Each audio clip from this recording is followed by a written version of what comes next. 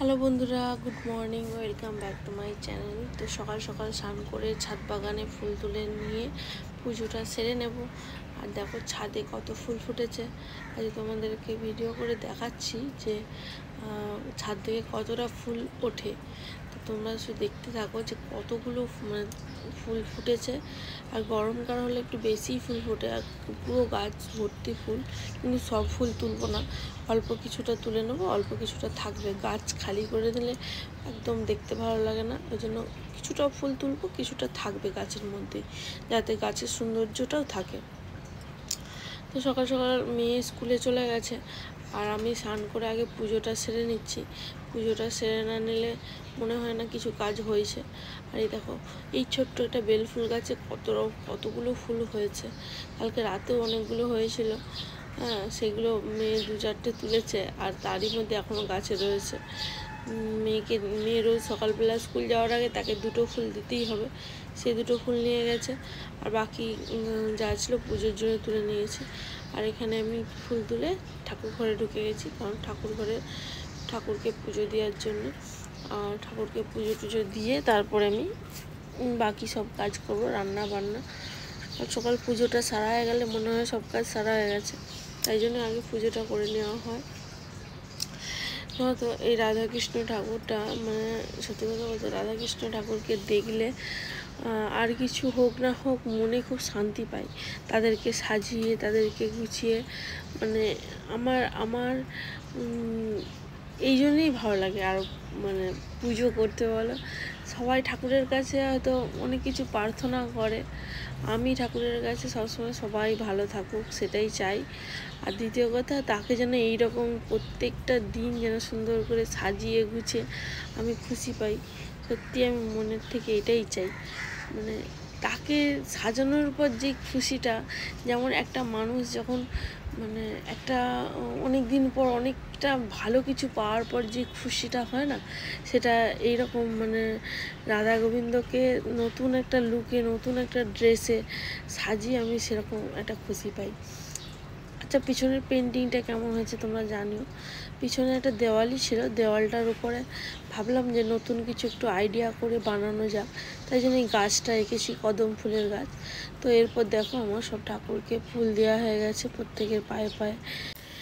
এরপর মেয়েকে স্কুল আনতে গেলাম, কারণ আজকে ওর বাবা হচ্ছে যে বেরিয়েছে, তো আমাকে আনতে যেতে হবে, ওই জন্য আমিও বেরিয়ে গেলাম। আর এই যে পয়লা বৈশাখে সুন্দর করে সাজিয়েছিল, তারই একটা দিনের বেলার ভিডিও, দেখো কীরকম লাগছে। হ্যাঁ, গাড়িটা এখনও রয়েছে, গাড়িটা ওটা শো অফ করার জন্যে। আর যারা কেনে তারা ভিতর থেকে, শোরুম থেকে পেয়ে যায় গাড়ি। এই যে শুভ্রাসাকে স্কুল থেকে নিয়েছি, স্কুল থেকে নিয়ে একটুখানি সাউথ সিটির মলে ঠান্ডা হাওয়া খাচ্ছে। সব বন্ধুগুলো সব ছুটির পর সাউথ সিটিতে আসে, হই হই হই হই করে একটু দৌড়াদৌড়ি করে। তো ও এসেছিলো, ওকে একটুখানি বললাম যে দিনের বেলা একটা স্কুল ইউনিফর্ম পরে এই নববর্ষের একটা ভিডিও ছবি বানা আর কি, ছবি তোল। আর দেখো কি দুষ্টুমি করছে, বাপরে বাপ। এখানে এলে কি বলতো, ঠান্ডাটা পায়, আর ঠান্ডাটা পেলে তার গরমটা কম লাগে। খেলাধুলা, দৌড়াদৌড়ি ওখানেই শুরু করে দেয়। তো এরপর ওকে একটু বললাম যে একটা পিকচার ভালো করে তুলতে দে অন্তত, তারপর পিকচার তুলবে। দেখো এরকম করে কেউ পিকচার তোলে, ওই রকম করবে। একটা যে মানুষকে ভালো সুস্থভাবে একদণ্ড স্থিরভাবে কিছু জিনিস যদি করে, শুধুই দুষ্টুমি। এটা কি হচ্ছে? এবার সাউথ সিটি থেকে বাইরে বেরিয়ে গেছি, দেখো বাইরেটাও খুব সুন্দর সাজিয়েছে, সেদিন তো তোমাদেরকে দেখানো হয়নি। কি করছো? কি করছো? ফুল ছিঁড়তে নেই তো, হ্যাঁ? গাছ কষ্ট পাবে। কি করবে, ফুল মাথায় দেবে? স্কুল থেকে এনে একটুখানি অল্প করে হালকা করে রান্না করে নিচ্ছে। ও তো অনেক কিছু রান্না আমি করে রেখে গেছি, কিন্তু ও একটু চিকেন ছাড়া খেতে চায় না, তাই জন্য আবার এসে স্কুল থেকে এসে আবার এই চিকেন রান্না করতে বসেছি, যাতে ও একটু খায়।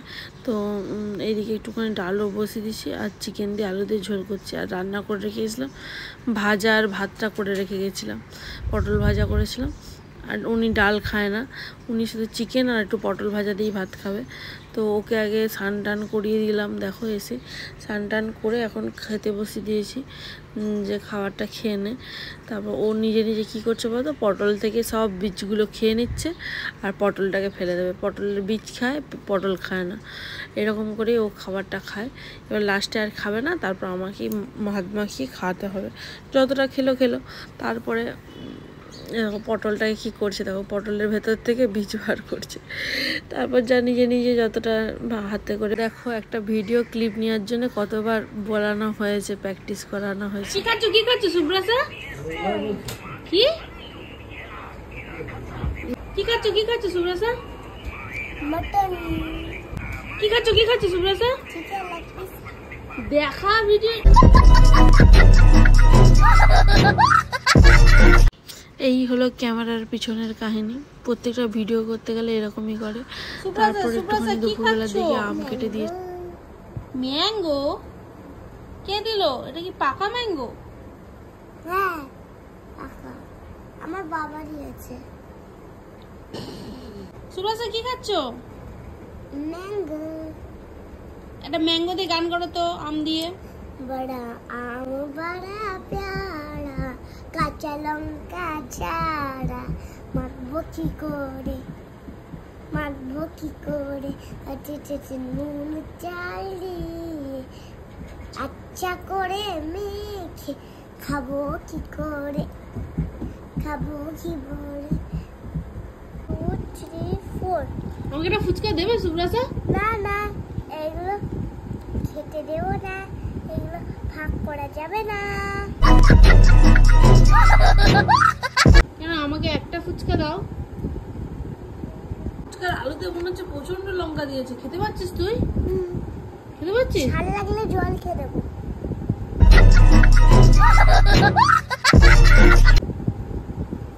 কেমন টেস্ট ফুচকাটার? দারুণ। ফুচকা খাওয়ার বেলা একদম এক্সপার্ট না, আর এদিকে ভাত মুড়ি খাওয়ার বেলা খাবেন না না? এবার থেকে ফুচকা একদম বন্ধ। ফুচকা আমার ফেভারিট হোক, তাও এবার থেকে ফুচকা দেবো না। এবার রোজ নিম পাতার রস। নিম পাতার রস আমার টক লাগে। টক লাগে? নিম পাতার রস টক লাগে? তাহলে হচ্ছে যে কি বলে, উচ্ছের রস খাওয়াবো। উচ্ছের রস ভালো লাগে না। তাহলে কি করব, আদার রস খাওয়াবো। আদা রস খাই না। কেন? এইসব খাবে, ওইসব খেলে গ্রামার বাড়বে। মা বলো। তুমি কলকা প্র্যাকটিস করছো? হ্যাঁ কেন? পড়াশোনা করছি। এটা তুমি কলকা পড়াশোনা করছো? হ্যাঁ, এটা আমার পড়াশোনা। তুমি তোমার পড়াশোনা করো যেমন, আমি আমার পড়াশোনা করি।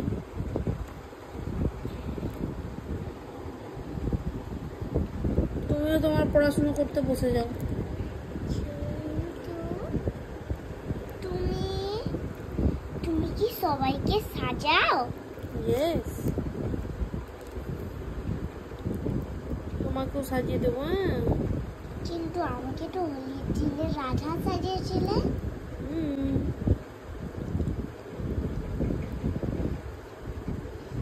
তুমি তো আরো অনেক কিছু আমি সাজাও। ও পড়াশুনো করছিল, আমি বসে বসে একটু কলকা প্র্যাকটিস করছিলাম। তো বললাম একটুখানি আমার এই কলকার ছবিগুলো তুলে দে। তো ও এরকম ভিডিও করে দিচ্ছে, দেখো। তো পড়ানো শেষ হয়ে গেছে, হয়ে গিয়ে আবার রান্নাবান্না করতে হবে, কারণ রাতে রান্নাবান্না চিকেন আছে, শুধু একটু রুটি করবো ভেবেছি। রুটিটা হয়ে গেলেই আমার রাতের রান্নাটা কমপ্লিট হয়ে যাবে। আর এই দেখো হাতের আঁকাগুলো তোমাদেরকে দেখাচ্ছি। মানে স্কিনে, কাগজের থেকে স্কিনে আঁকাটা মনে হয় ভালো, তাহলে তুমি বুঝতে পারবে কতটা কিভাবে তুমি স্কিনে মানে এর রঙটা টানবে বা কী। তো আঁকাগুলো কেমন হয়েছে তোমরা কমেন্টে জানিও। প্র্যাকটিস না করলেই দেখবে জিনিসের হাতের আবার নড়বড়ে হয়ে যাবে। আর যত প্র্যাকটিস করবে হাত তত সুন্দর হবে, দেখতেও ভালো লাগবে প্রত্যেকটা কলকা। এখানে সুব্রাসার খুবই কলকাগুলো পছন্দ হয়েছে। আর এই যে এইটা আমার এই একটা আঁকছে হাতে, এই একটা হাতে এঁকেছে। তো বন্ধুরা, আজকের ভিডিওটি এই পর্যন্তই। দেখা হবে একটা নতুন ব্লগে। ভালো থাকবেন, সুস্থ থাকবেন। ভিডিওটি ভালো লাগলে অবশ্যই লাইক সাবস্ক্রাইব করবেন আর নোটিফিকেশানটা অন করে দেবেন। নতুন নতুন ভিডিও দেখতে তোমরা অবশ্যই আমাকে সাবস্ক্রাইব করে রেখো। টাটা।